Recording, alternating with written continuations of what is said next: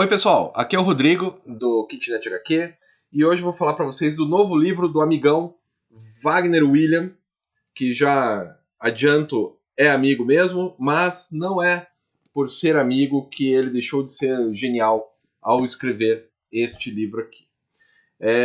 Ele é um livro... Bom, primeiro eu vou mostrar a arte, né? Ele é editado pela editora Texugo, que é do próprio Wagner. A arte lembra muito a publicidade dos anos 50.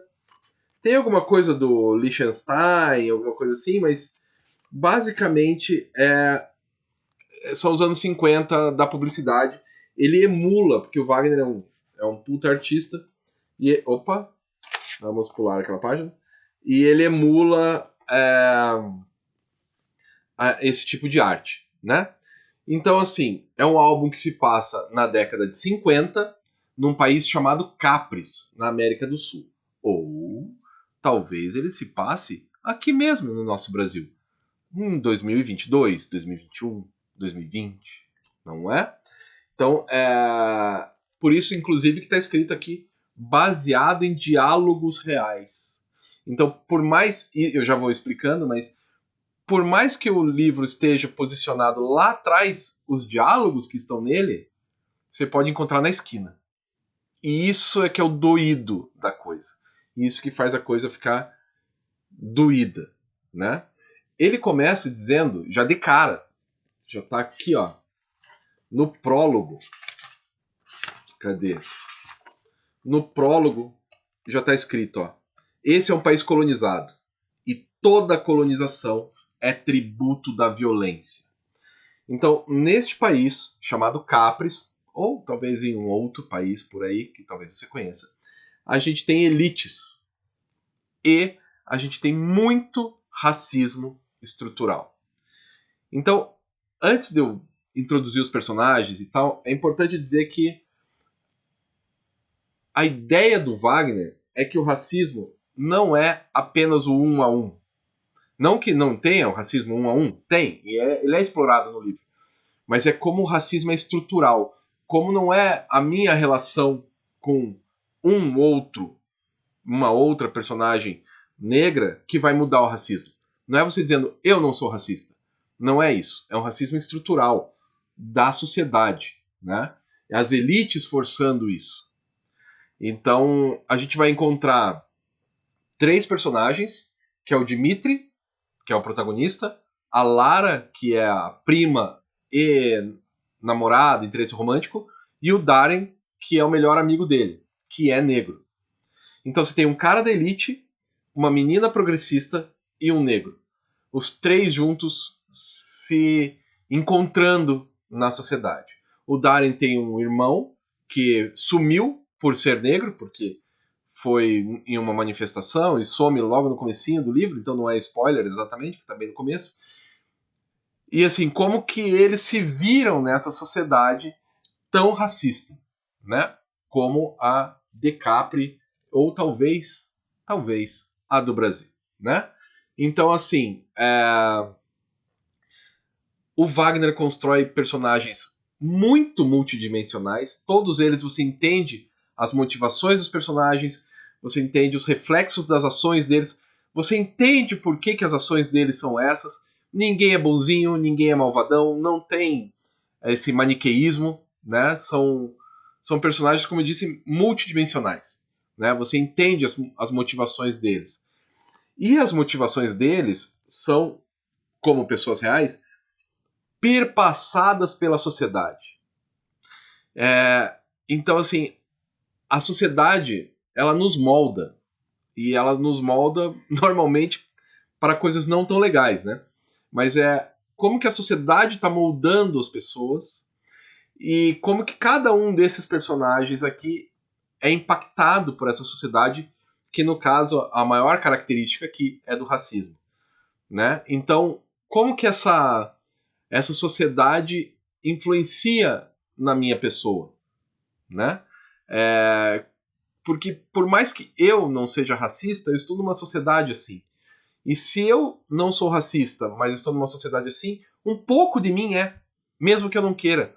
Eu tenho que lutar muito contra, e mesmo assim existe uma ótima chance Uma gigantesca chance de eu não conseguir dar conta disso. Isso acontece com o racismo, isso acontece com o machismo, isso acontece com o elitismo e com todos os ismos que você encontra. A pessoa tem que lutar muito para ir contra isso, né? Porque a sociedade ela meio que tá te pressionando para você ser mais um racista. Não esqueçamos que o Brasil foi uma das últimas sociedades e a última grande sociedade a ter os escravos negros, né? Isso até hoje reverbera na sociedade. Até hoje. Né? A forma como os escravos foram libertos até hoje reverbera. Né? Por mais que o Wagner tenha escolhido falar dos anos 50 e de um país fictício, a gente sabe do que ele está falando. Né? Ele está falando do Brasil de hoje. E como que esse racismo persevera ainda. Tem algumas coisas que são, sabe, que você mal percebe. Tem um momento aqui que aparece um pastor, isso já está mais adiante, mas eu acho que não é um spoiler, que aparece um pastor negro falando na igreja. Ele dá um puta de um discurso e ele fala sobre Louis Armstrong. Louis Armstrong, caso você não lembre, é aquele jazzista, cantava pra cacete, assim, tocava trompete, tal, acho que era trompete, trombone, acho que era trompete. Sensacional, assim, um cara sensacional. Só que ele fala, por que de todos os negros que tocavam jazz, e eram muitos, e eram todos muito bons, por que Louis Armstrong? E daí ele fala, porque Louis Armstrong, se você lembrar dele, você vai lembrar que ele tem um sorriso muito largo. Um sorrisão. É o sorriso que cativa os brancos. É o sorriso da subserviência ao branco. É isso. É um sorriso de subserviência. Ele tá lá sendo aplaudido por brancos e sorrindo. Ele nunca foi contra, ele nunca se manifestou. Eu nunca tinha olhado o Louis Armstrong desse jeito.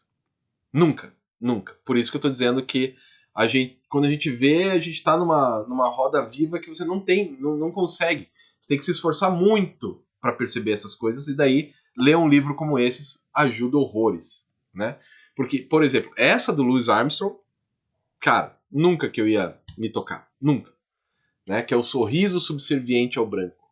Sensacional. Sensacional essa percepção, né? Tem uma outra cena que aparece um motim, que claramente Wagner Williams se inspirou na escadaria de Odessa, do encoraçado Potemkin, lá do Eisenstein, que conhecendo Wagner, sabendo que ele só assiste filme antigo, deve ser daí a inspiração. Se você nunca assistiu Encoraçado Potemkin, tem no YouTube de graça, o filme é mudo, então você pode assistir, não precisa de legenda, né? Vale a pena, vale muito a pena. E assim, uma outra coisa que é importante é que esse livro aqui ele fica com você bastante tempo. Né? Eu li ele faz uns 4, 5 dias e ele permanece comigo.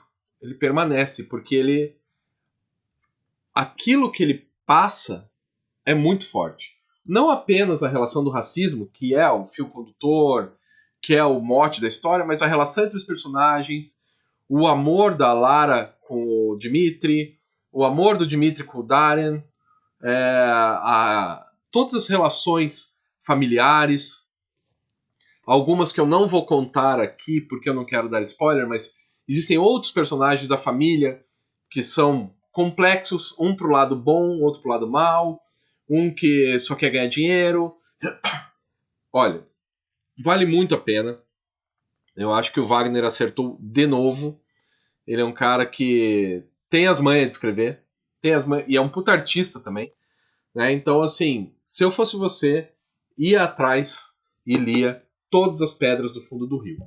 E, para ler este álbum, eu olha só, eu aproveitei para escutar um clássico que eu até já devo ter falado aqui, que é o Construção, do Chico Buarque.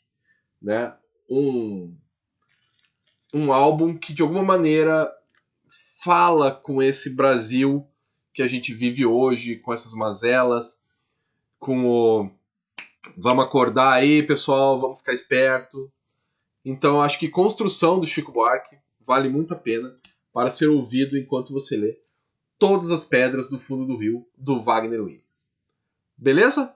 Então é isso, galera. Até a próxima!